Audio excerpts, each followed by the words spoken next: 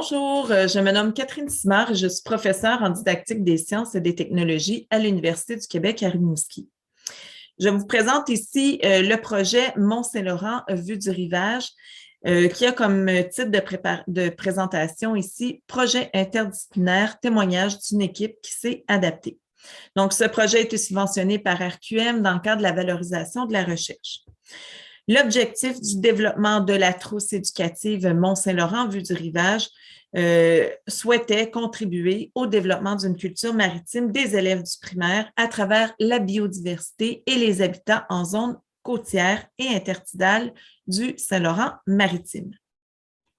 Donc, l'objectif de cette trousse consiste à amener de façon concrète les élèves à une meilleure compréhension et de les sensibiliser à ces environnements maritimes, et ce, à travers le prisme de la recherche, donc à travers le regard de nos chercheurs et nos chercheuses qui s'intéressent à ces zones côtières. La trousse se décline en 3 thématiques. La première, le littoral et le dynamisme côtier. La deuxième, biodiversité côtière du végétal à la faune invertébrée.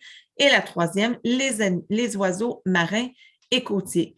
À l'intérieur de cette trousse, plusieurs éléments différents sont retrouvés, dont le guide de l'enseignant, les présentations PowerPoint qui vont soutenir l'enseignement de l'enseignant, les cahiers de l'élève sous forme de livret, des expériences, des éléments de manipulation, ainsi que des capsules. Ça roule pour moi? Un à un, paysage, prise 2.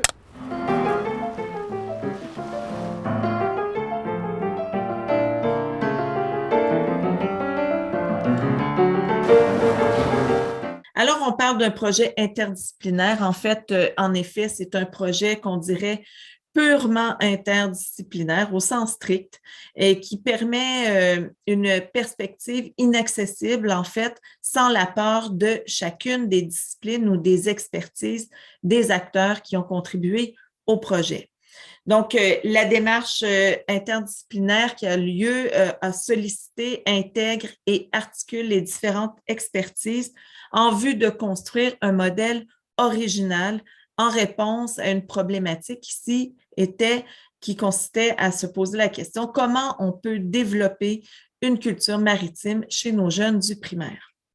Alors, on ne parle pas de juxtaposition d'expertise, mais bien d'interrelation à tout moment du développement du projet. Alors, dans ce cas-ci, on peut dire que toutes les expertises et la part de chacun ont la même importance parce que sans chacune d'elles, on ne peut atteindre l'objectif final qui concerne le développement de cette trousse éducative.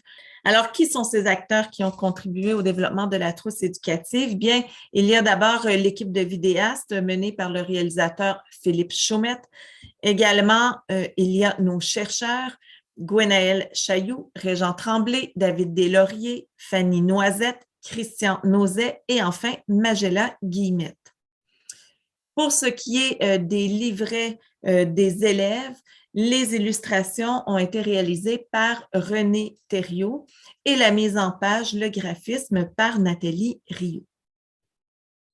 Le matériel pédagogique étant essentiel pour la manipulation, pour concrétiser des concepts, ont été notamment développés par Romy Léger-Daigle, une étudiante à la maîtrise en océanographie. Donc, pour ne nommer que quelques éléments, elle a peaufiné un modèle Terre-Lune-Soleil qui permet d'expliquer les marées avec une plus grande justesse que ce qu'on retrouve actuellement dans les milieux éducatifs. Enfin, notre partenaire essentiel, Technosciences du Québec, qui a permis la mise à l'essai de la trousse et assurera la diffusion et la gestion de la trousse.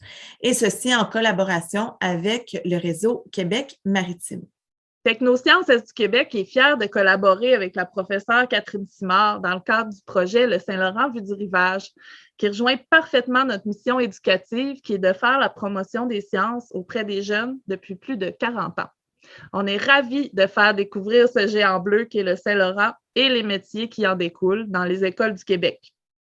Enfin, Lucia Savard, la professionnelle de recherche qui a contribué à coordonner les activités de chacun des acteurs du projet. Je termine très rapidement avec les éléments essentiels pour la réalisation d'un projet d'une telle ampleur, avec un degré d'interdisciplinarité aussi important. Bien, au départ, les intérêts communs, les lieux de rencontre et les valeurs doivent être communes. Donc, on s'assure de regarder dans le même sens, c'est-à-dire que nous avions à cœur le développement d'une culture maritime chez les élèves. Enfin, pour pouvoir coordonner chacune des activités, chacun devait démontrer une ouverture, une flexibilité, parce que chacun a sa culture disciplinaire, a son langage, ses outils, la réalité du temps, le rapport au temps et ainsi de suite. Donc, cela a demandé à tout moment plusieurs ajustements de l'un et de l'autre pour tenter le mieux possible de faire arriver chacune des portions du projet. Et enfin, on peut dire qu'on a relevé le défi. Il s'agissait de se lancer, de se faire confiance avec une structure en place, toujours avec la visée du développement de la trousse éducative. Donc, c'est dans une approche exploratoire et de recherche-développement que ceci a été possible. Je vous remercie.